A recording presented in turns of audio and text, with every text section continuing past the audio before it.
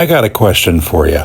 You ever get up too quick and feel a pain, then suddenly think, oh Lord, this is how it ends? That, my friends, is you getting old. And no, it isn't the end. It's just the beginning.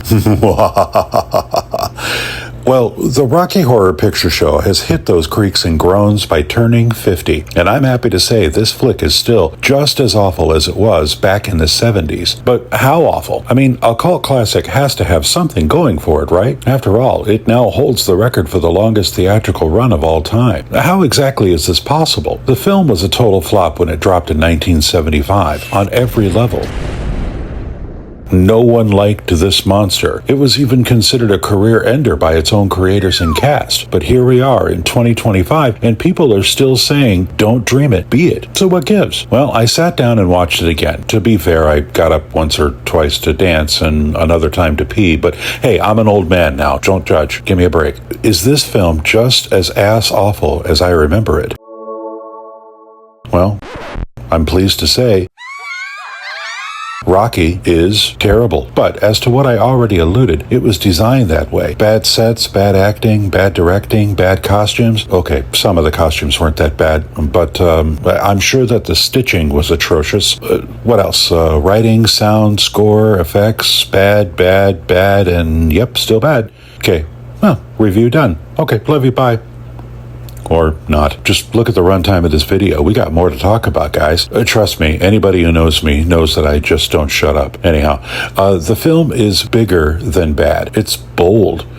I'm a fan of big swings when it comes to cinema. I mean, the whole medium of film itself was a big swing. Rocky Horror Picture Show swings hard, especially for the punk 70s. The core four, Nell Campbell as Columbia, Patricia Quinn as Magenta, Tim Curry as Dr. Frankenfurter, and creator Richard O'Brien as Riff Raff, all rose into this film from the stage version. The rest of the cast had smattering experience with the production, but easily made the characters their own in a way that only film can profess. Indeed, their own way was a goal of the movie. Barry Bostwick and Susan Sarandon playing old, campy, sci-fi horror character tropes more than human beings, the host of quirky background characters awkwardly dancing to ill-fitted choreography. Everything leads the audience into they're just making this up as they go, aren't they, kind of thinking. That, coupled with the guerrilla-style cinematography, lighting, and production design, make this $1.4 million project feel like just a jump to the left of a high school staging. You know, amateur hour. Sounds pretty lame when you think about it. And yet, like Frankenstein, the namesake of the manor, castle, house, place, whatever it is, the film is alive. How? Why?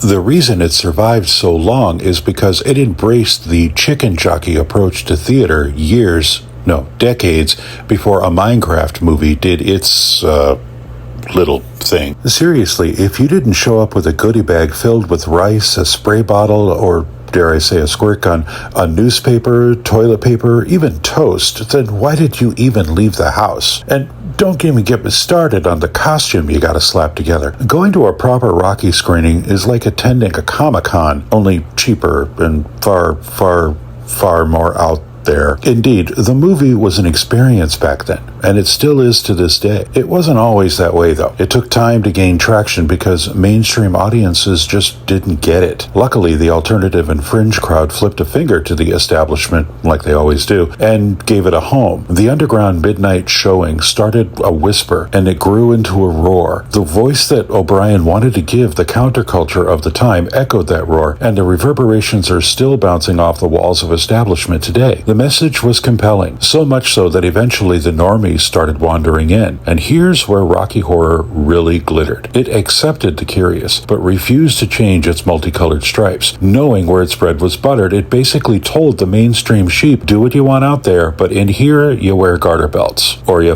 off. The film didn't just help a generation express their oddities, it encouraged future generations to do the same.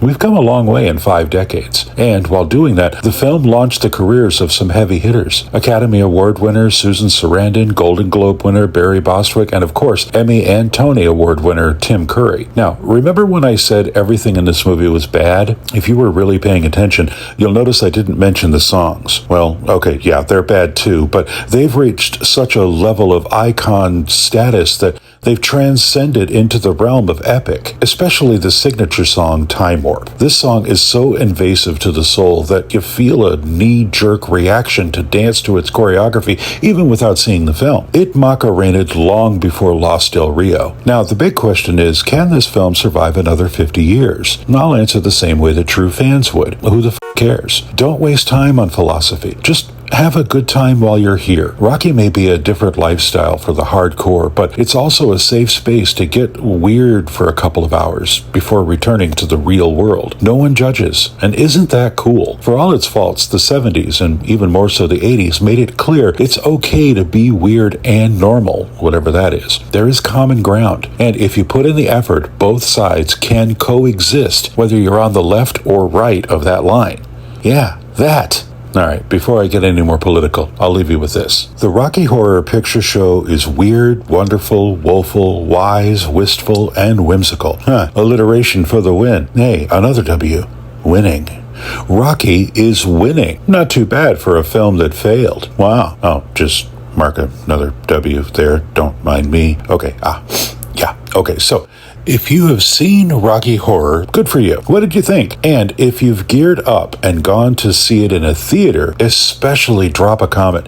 Tell us about the experience. Me, I've shadow played both the criminologist and Dr. Scott more than once and loved every moment of it. I even home runned a roll of toilet paper to the back row once with a huge plastic bat. The crowd went wild. And if you haven't gone or seen this truly mind-numbingly bad movie, then you just gotta try at least once, if only to earn the karma points. Who knows? You might actually learn something about yourself.